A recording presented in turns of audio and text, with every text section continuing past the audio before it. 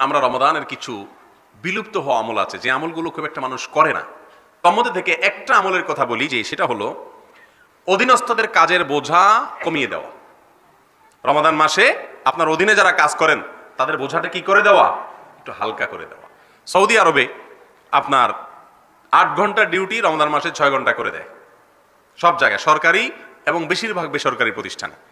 8 ঘন্টা ডিউটি 2 ঘন্টা কমায় 6 ঘন্টা করে দেয়। কেন? কারণ নবী আলাইহিস সালামের বিভিন্ন হাদিস থেকে রমাদান মাসে একে অন্যের প্রতি শাহরুল মুওয়াসাত, এটা সহমর্মিতা দেখানোর কথা বলা হয়েছে, অধীনস্থদের প্রতি রহম করার কথা বলা হয়েছে।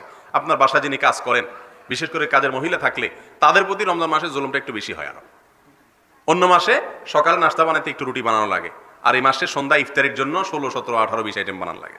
ঠিক না ঠিক? হাউস ড্রাইভার বেচারা অন্য মাসে যদি ডিউটি 8 ঘন্টা করা লাগে, রমজান মাসে রমজানের বাজার, ঈদের বাজার, এর বাসায় ওর বাসায় ডিউটি করাইতে করাইতে বেচারা আর 16 ঘন্টা হয়ে যায়। তো এই একটা আমল বিরক্তির পথে। আরেকটা আমল হলো মিসওয়াক করা। মিসওয়াক সিয়ামরত অবস্থায় মিসওয়াক করা যাবে কি যাবে না? কিন্তু আমাদের দেশের অনেক মানুষের ধারণা হলো রোজা রেখে, সিয়াম রেখে কি করা যাবে না, মিসওয়াক করা কেন যাবে না মনে করে। কারণ ওরা মনে করে মিসওয়াকে যে রস আছে, এটা আমরা সিয়াম অবস্থায় মিসওয়াক করতে গেলে রসটা তো থুতুর সাথে ভিতরে চলে যাবে, তাহলে রোজা ভেঙে যাবে। আসলে কি তাই? আমাদের আয়েশা রাদিয়াল্লাহু তাআলা আনহা বলেছেন, আমি রাসূল আকরাম সাল্লাল্লাহু আলাইহি সাল্লামকে সিয়ামরত অবস্থায় এত বেশিবার মিসওয়াক করতে দেখেছি যে গুণে শেষ করা যাবে না। এমনিতেই মিসওয়াকের আমলটা বিদায় হয়ে গেছে, মিসওয়াক নাই।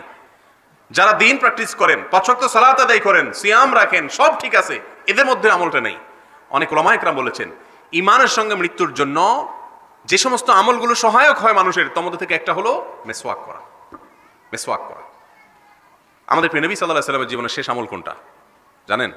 শেষ আমল, যে আমল তার জীবনের শেষ আমল ছিল, তারপর আর কোনটা করতে পারেন না, কোনটা ছিল? এই মিসওয়াক। তার সিরাতের কিতাবগুলো খুলে দেখেন, দেখবেন যে তিনি যখন আমাদের আয়েশা রাদিয়াল্লাহু তাআলা আনহার কোলে মাথা রেখে শেষ নিঃশ্বাস যখন ত্যাগ করছিলেন, তার আগ মুহূর্তে একটা মিসওয়াক আয়েশা রাদিয়াল্লাহু তাআলাকে দিয়ে বললেন, একটু চাবায়া দাও। চাবানোর শক্তি তার তখন ছিল না। চাবায় দেওয়ার পরে সেই মিসওয়াক দিয়ে মিসওয়াক করেছেন, এরপরে দুনিয়া থেকে চলে গেছে। অথচ সেই আমলটা আজ আমাদের মধ্যে নাই। নবী আলাইহিস সালাম বলেছেন, লাউলা আশুক্কা আলা উম্মতি, আমার উম্মতের জন্য কঠিন হয়ে যাবে এই ভয় যদি আমার না হতো, তাহলে মিসওয়াককে আমি ফরজ করে দিতাম। লা আমারতুহুম বিসওয়াক ইনদা কুল্লি সালাহ, প্রত্যেক নামাজের সময়, প্রত্যেক সালাতের সময় মিসওয়াক করার অর্ডার জারি করে দিতাম, তার মানে ফরজ ওয়াজিব করে দিতাম। যেহেতু তাদের জন্য কষ্টকর হয়ে যাবে এটা করে দিলে, এই জন্য ফরজ ওয়াজিব করেন না, কিন্তু গুরুত্বপূর্ণ সুন্নাহ রেখেছেন। কত গুরুত্বপূর্ণ সুন্নাহ, কিন্তু এটা আজ আমাদের সমাজে একেবারে হারিয়ে গেছে। ইল্লা আমার রাহিমা রাব্বি, হাতে গোনা কয়েকজন মানুষ বাদে। ব্রাশ করলে দাঁত পরিষ্কারের সওয়াব হবে, মানুষকে কষ্ট দিলেন না, দাঁত পরিষ্কার করলেন, ঠিক আছে, কিন্তু মিসওয়াকের যে সওয়াব সেটা কিন্তু ব্রাশে হবে না। ভাইরা আমার, দুনিয়ার সমস্ত ডেন্টিস্টরাও বলবে যে প্লাস্টিকের ব্রাশের চাইতে আপনার ভালো সফট মেসওয়াক থাকলে সেটা আমাদের দাঁতের জন্য অধিক উপকারী। তবে হ্যাঁ, আজকাল আমরা অনেক খাবার খাই, তৈলাক্ত খাবার ইত্যাদি, সেগুলো দূরের জন্য আপনি পেস্ট, মাজন বা কিছু একটা স্বাস্থ্যসম্মত যেগুলো, তার কোনো একটা আপনি ব্যবহার করেন, কিন্তু মেসওয়াকটা নিয়মিত করেন। রমাদান মাসে বিলুপ্ত হওয়া আমলগুলোর মধ্যে থেকে বা হারিয়ে যাওয়া আমলগুলোর একটা হলো সিয়ামরত অবস্থায় দিনের বেলা বেশি বেশি কি করা, মেসওয়াক করা। করবেন তো ইনশাআল্লাহ। আর অনেক আমল আছে রমাদান উপলক্ষে যেগুলো হারিয়ে গেছে, যেগুলোর আলোচনা নেই, যেগুলোর পর্যালোচনা নেই, যেগুলো আমাদের মধ্যে খুব একটা নেই, সেগুলো আমাদেরকে খুঁটে খুঁটে করতে হবে। সিয়ামের সবচেয়ে বড় উদ্দেশ্য হলো আমাদেরকে মুত্তাকি বানানো, অতএব তাকওয়ার পথে অগ্রসর হতে হবে। রব্বে করিম আরশে আজিমের মালিক আপনাকে, আমাকে, আমাদের সবাইকে রমাদান মাসকে সর্বোচ্চ মক্ষম সুযোগ হিসাবে, আল্লাহর সঙ্গে নৈকট্য অর্জনের সোপান এবং সিঁড়ি হিসাবে এটাকে ব্যবহার করার তৌফিক দান করুন। এই মারকাজুস সুনান সহ যত দ্বীনি মাদ্রাসা আছে, দ্বীনি প্রতিষ্ঠান আছে, এই দ্বীনি প্রতিষ্ঠানগুলোকে যেন আল্লাহ রাব্বুল আলামিন টিকিয়ে রাখেন, এগুলোতে যেন আমরা সাহায্য সহযোগিতা করতে পারি, এগুলোর পাশে দাঁড়াতে পারি। রব্বে কারীম আমাদের সবাইকে সেই তৌফিক দান করুন। আমি অভিভূত হয়েছি এই মাদ্রাসার কিছু জিনিস দেখে। মাশাআল্লাহ, এই মাদ্রাসাতে আমি দেখেছি আপনার ছাত্ররা কত সুন্দর আরবি শিখছেন। এত আপনার ছোট্ট এবং ক্ষুদ্র পরিসরে এত উন্নত মানের পড়াশোনা থাকা নিঃসন্দেহে এই এলাকাবাসীর জন্য আল্লাহর পক্ষ থেকে একটা রহমত ছাড়া আর কিছুই নয়।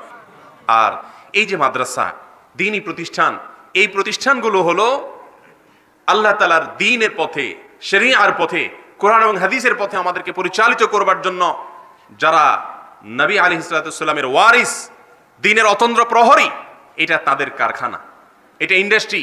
এখান থেকে যে প্রোডাকশন হবে সেটার শোরুম হলো মসজিদগুলো। মসজিদে ইমাম সাহেবের সুন্দর কণ্ঠে তেলাওয়াত শুনেন, খতিব সাহেবের কোরআন হাদিসের আলোকে বক্তব্য শুনেন, সেই ইমাম এবং খতিবকে প্রোডাকশন দিয়েছে যে প্রতিষ্ঠান, সেটার নাম হলো এই মাদ্রাসা। এটা হলো কারখানা। কারখানাগুলো থেকে প্রোডাকশন যদি ভালো হয়, মসজিদের শোরুমে ভালো জিনিস পাবেন। আর যদি এই কারখানাই ঠিক না থাকে, তাহলে আপনি শোরুমে ভালো কিছু পাবেন না। আমাদের দেশে সাধারণত মানুষ শোরুমের খুব গুরুত্ব দেয়, কিন্তু কারখানার গুরুত্ব দেয় না। অর্থাৎ মসজিদের ব্যাপারে মানুষের যত আগ্রহ আছে, মাদ্রাসার ব্যাপারে সে আগ্রহ নাই। অথচ মাদ্রাসাগুলো ঠিক না থাকলে মসজিদগুলো সব খালি হয়ে যাবে। ঠিক না ঠিক? অতএব এই দিনই প্রতিষ্ঠানগুলোর পাশে দাঁড়ানো, এগুলোকে আর্থিকভাবে সাহায্য সহযোগিতা করা, পরামর্শ দেওয়া, এই সমস্ত মাদ্রাসার জন্য দোয়া করা, গায়ে খেটে পরিশ্রম করা, এগুলোর হিতাকাঙ্ক্ষিতা করা, এটা আমাদের ইমানের দাবি। কোরআন এবং সুন্নাহকে টিকিয়ে রাখতে হলে, মসজিদগুলোকে আবাদ করতে হলে এই মাদ্রাসাগুলোকে পরিচর্যা করার, এগুলোর খেদমত করার কোনো বিকল্প হতে পারে না। আল্লাহ রাব্বুল আলামিন আমাদের সবাইকে সেই তৌফিক দান করুন।